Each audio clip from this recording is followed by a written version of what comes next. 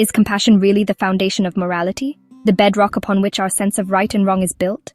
Or is it just one piece of the puzzle, a vital component perhaps, but not the whole picture?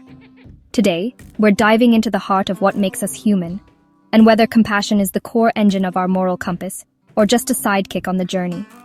Stick around, because this changes how we see ethics, justice, and even ourselves. When I think of morality, I think of the rules, both spoken and unspoken, that help us navigate the complexities of human interaction and decide what's right or wrong. For centuries, philosophers have asked, is compassion, the feeling of empathy, that ability to understand and share the feelings of another, and concern for others, the root of all moral behavior? Or is it something deeper, something more fundamental that drives our moral compass?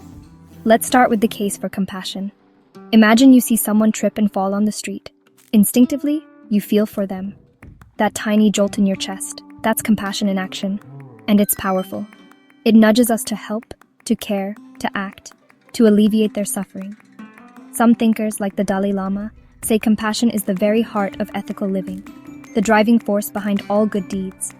If you can put yourself in someone else's shoes, truly understand their perspective, you're way less likely to hurt them, and way more likely to help. But here's the twist. Is that enough? Philosophers like Immanuel Kant argue that morality should be universal, based on rules, not just feelings. Compassion can be selective. I might feel more empathy for a friend than a stranger, or for people who look like me.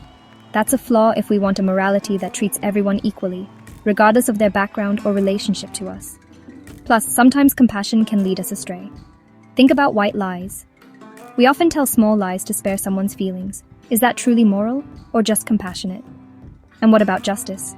Sometimes doing the right thing means making tough choices that might not feel compassionate in the moment. At this point, you might be wondering, so what's the answer?